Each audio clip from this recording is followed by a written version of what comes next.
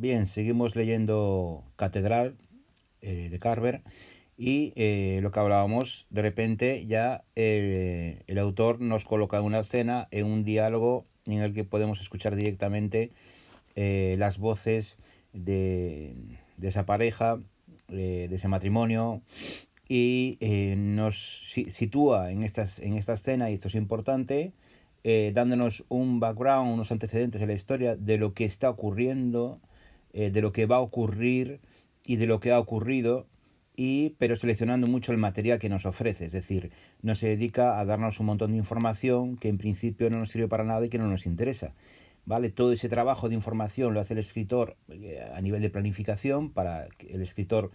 es el primer lector de su obra, es el primero que tiene que conocer a fondo el mundo que crea, pero toda esa información generalmente no se le da al lector y desde luego no se le da en un bloque inmóvil, porque si no lo aturdimos, ¿de acuerdo? Entonces sabemos claramente, estamos situados claramente, y aquí el diálogo no hace más que contribuir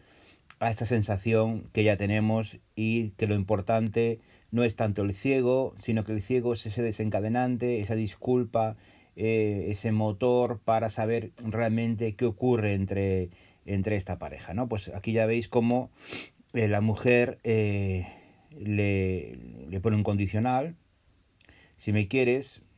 que lo haga por ella, el hecho de que acepte a su amigo, que sea amable con el ciego que va a venir de visita. Si no me quieres, no pasa nada. Bueno, de alguna manera es un condicional que casi está respondiendo ella, ¿no? Es también implícitamente, aquí hay un subtexto que la mujer de alguna manera está pidiendo a este hombre que se defina, ¿de acuerdo? De alguna manera, ya sabemos que esto es, insisto, que la literatura es una forma de conocernos, no voy a decir que la mejor, pero quizás. Y bueno, a veces simplemente la presencia física no es presencia de otro tipo, entonces de alguna manera ya en esta primera frase con la que empieza la mujer claramente define la situación, ¿no? Es decir, y la mujer le explica, bueno, que en el caso contrario, si tuviese un amigo, etcétera, etcétera, entonces el hombre le replica que no tiene ningún amigo ciego, y la mujer le dice, tú no tienes ningún amigo, con lo cual también está dando mucha información de subtexto, pero un subtexto muy claro, que tampoco hay que ser muy espabilado para verlo, de que, bueno, pues evidentemente ya no es una cuestión de que el hombre se relacione con su mujer de cierta manera, o que no se relacione, mejor dicho, sino que en general es así, ¿no? Y punto, ¿no? Como dice aquí la mujer. Y le explica lo de la mujer que acaba de morirse. Aquí le está hablando de su amigo ciego, pero también es una indirecta a este hombre, ¿no? Como diciéndole, oye, seguramente si tú has perdido a tu mujer, o si tú hubieses perdido a tu mujer, igual te importaría bien poco, o no te sería un motivo de pésame, o de duelo, o de lo que fuese, ¿no? Eh, Bien, por lo tanto, bien, sigue un poco el diálogo con esas cosas un tanto surrealistas, que por el nombre de la mujer, el hombre ya, el marido este, el protagonista, bueno, o el personaje este principal, entiende que esa mujer puede ser negra. La mujer replica un poco asombrada. Bueno, y aquí otra información de subtexto y de la historia, bueno, subtexto no, vamos, bastante claro, bueno, es decir, que no hace falta que el autor nos explique, o que un narrador externo nos explique, bueno, imaginaos que de repente tuviésemos un narrador externo que nos está explicando todo, como si fuéramos niños pequeños. Bueno, un niño pequeño entiende bastante más de lo que pensamos, pero bueno, como si fuésemos lectores principiantes, o gente que no entiende más allá del texto directo que se le dice, ¿no? Entonces, imaginaos un narrador que os está explicando que exactamente la situación por la que pasa esta pareja, este matrimonio, lo que piensa la mujer, que os está explicando todo. Bueno, no hace falta, pero aquí está perfectamente explicado, pero está explicado, digamos, dentro de una escena, de un diálogo, donde hay que estar pendiente del subtexto, etcétera, ¿no? Pero está bien claro que el diálogo o la escena ayuda a entender todavía más y apuntala más toda esta información que ya tenemos, que ya hemos tenido, o que ya hemos recibido al leer el comienzo del cuento. Bien, pues inmediatamente después de esta primera escena, este primer diálogo que Carver coloca aquí en el cuento, vemos como el hombre, escuchamos la narración, o el narrador interno, que es este protagonista, este marido, que empieza a hablar de cómo siguió, digamos que nos cuenta cómo siguió la conversación, pero ya en ese momento, a nivel técnico, no tenemos delante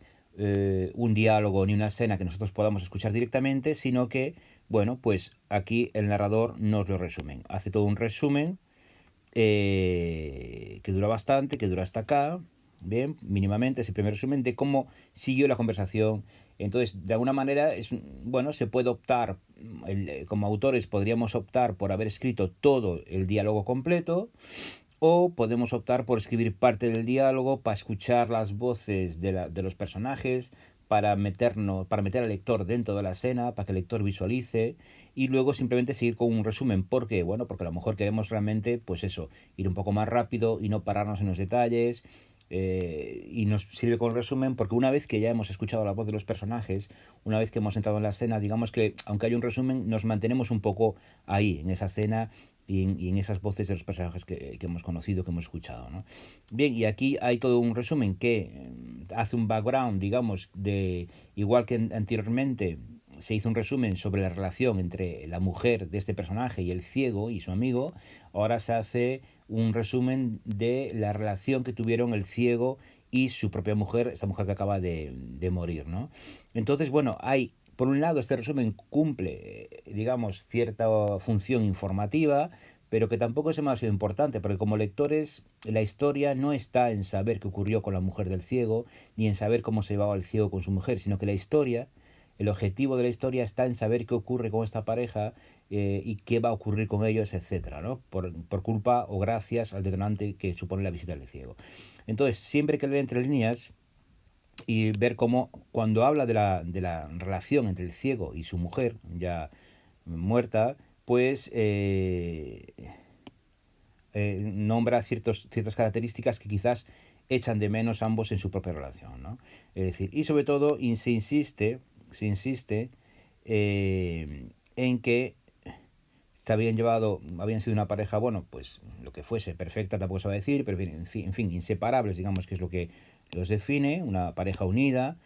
y todo esto sin haber visto ni una sola vez el aspecto que tenía dicha señora, es decir, sin verse uno a otro, ¿no? Una mujer cuyo marido jamás ha salido después en su cara, una mujer que podía ponerse un maquillaje, esto es muy gracioso, en fin, aquí esto todo está conectado también al final del cuento, digamos, que tenemos esta información que lo más importante aquí, insisto, no es conocer la relación entre el ciego y su mujer, porque no son los protagonistas de la historia realmente, sino saber qué ocurre con esta pareja. Y este resumen, indirectamente, nos está dando también mucha información y nos está anticipando este cuestionarse a través de la vista, cómo uno puede amar a otra persona sin verla, cómo se puede conocer sin ver, etcétera. O sea, toda esta problemática de la visión tiene que ver mucho con el final del cuento, ¿no? Bien, aunque seguimos con la voz del narrador, del mismo narrador, y parece que el párrafo siguiente viene del resumen que está haciendo, tenemos que tener en cuenta que aquí ya se produce una elipsis, ¿vale? Aquí tenemos una elipsis porque, digamos, en relación a la línea temporal que estamos siguiendo, porque nos está comentando que cuando llegó el momento, la mujer de él fue a la estación a recogerla. Es decir, ya nos está poniendo la situación de cuando la mujer, después de esa conversación en que la mujer le echa en cara, bueno, pues debes tratar bien a mis amigos, si me quisieses, etcétera, yo haría lo mismo en tu lugar, bla, bla, bla, todo eso que hemos visto, pues ya nos pone en ese momento en que la mujer va a recoger a su amigo, va a recoger al ciego, va a recoger y va a traer a casa a ese desencadenante de la historia, a esa figura o a ese personaje que tanto le preocupa a este hombre, y también nos lo explica o nos lo narra indirectamente con un resumen o con la voz del narrador, es decir, no nos coloca en la escena, no estamos viendo a la mujer yendo a recoger al ciego, porque tampoco es lo importante la relación entre la mujer y su amigo, sino ese triángulo entre la mujer, el protagonista, el hombre y el ciego y lo que conforma, digamos, ¿no? Digamos, cómo el ciego va a afectar a la relación o ya está afectando la relación de esta pareja, ¿no? Entonces, bien, entonces aquí simplemente tenemos en la propia narración otra elipsis, porque evidentemente no nos cuentan nada, no nos interesa, al escritor no le interesa y nosotros tampoco saber cómo es el encuentro entre estas dos personas. Eso no es el centro del relato y siempre hay que seleccionar y tener muy claro esto. El centro del relato es lo que se le está pasando por la cabeza a este hombre, ¿no? Entonces hay una elipsis en que la mujer supuestamente ya fue a buscar a su amigo y sin nada que hacer salvo esperar, que claro que de eso me quejaba, es decir, que aquí tenemos también un subtexto importante. El hombre este no hace nada salvo esperar y se queja de eso precisamente. Bueno, es una figura psicológica muy conocida, ¿no? Bien, estaba tomando una copa de vino, evidentemente de vino. Estaba tomando una copa. Ah, bueno, lo de vino me lo acabo de inventar, perdón. He leído viendo y leí vino. Bueno, una copa de lo que fuese, no va a ser vino, claro, pues será whisky o bourbon o lo que beban ahí en esas latitudes. Evidentemente no va a estar tomando un cas de naranja, sino que va a estar tomando algún producto alcohólico. Y escuchó para el coche en el camino de entrada. Bien, escuchó, no vio, ¿de acuerdo? Esto es un poco una tontería, pero ese tipo de cosas también funcionan a nivel subtexto, de que ahí al hombre le empieza a funcionar, él sabe que llega algo por el oído, no por la vista precisamente. Bueno, y justamente para comprobar eso que escucha, y como siempre nos fiamos de lo que vemos y la vista parece el sentido principal, fue a la ventana a echar una mirada. Bien, a partir de ahí nos narra la escena en la que ve a su mujer, virre a mi mujer, de alguna manera es como si fuese para el hombre, esto es una sorpresa, que vio reír a su mujer y que ríe cuando está con el ciego. Podremos aquí interpretar que nos están dando una falsa pista en el sentido de que este hombre puede temer que este ciego que acaba de perder a su mujer a lo mejor le va a quitar a su mujer actual. Bueno, creo que eso sería una pista endeble y una forma de interpretar el relato un poco errónea, pero bueno, podría funcionar ahí una cierta duda acerca de que realmente nos está contando este cuento, ¿no? Pero creo que la línea o el subtexto o el motivo del cuento está bastante claro, ¿no? Bien, aquí nos hace una descripción, tenemos una descripción de lo que ocurre por boca del narrador interno, del personaje. Seguía sonriendo, esto parece que le parece muy importante, qué increíble, por si no nos hemos dado cuenta, qué increíble que la mujer esté sonriendo. Y por primera vez ya nos escribe la figura de ese desencadenante, el personaje desencadenante del ciego. Un ciego con barba, como si esto fuese, y aquí lo reconoce, demasiado incluso, ¿no? Porque, bueno, cuando por otro lado podría ser lo más natural, ¿no? Que un ciego no ve y no tiene igual tanta capacidad para afeitarse y por tanto es normal que se deje barba, pues a este hombre le alarma, ¿no? Entonces, digamos que funciona, vuelve a funcionar lo que hablábamos al principio, el cliché, vuelve a funcionar el arquetipo, pues el ciego para este hombre tiene cierto aspecto, etcétera, y se lo imagina de cierta manera y digamos que el mundo tiene que coincidir con lo que él tiene en la cabeza y en el momento que no coincide, pues se alarma o le parece extraño, ¿no? Bien, describe entonces, por tanto, toda esta situación que simplemente nos está describiendo estos movimientos, esto, lo que él está viendo, y de repente, de nuevo, volvemos a tener aquí una escena y un diálogo, ¿de acuerdo? Entonces, entre lo anterior que veíamos, es decir, de este diálogo, tened en cuenta un poco la estructura que está siguiendo el cuento, todo lo que nos ha llevado hasta aquí, a esta primera escena, hasta este primer diálogo, lo que este diálogo comporta que hemos analizado, de nuevo todo este bloque de resumen, todo este bloque de las elipsis contándonos lo que está ocurriendo y luego ya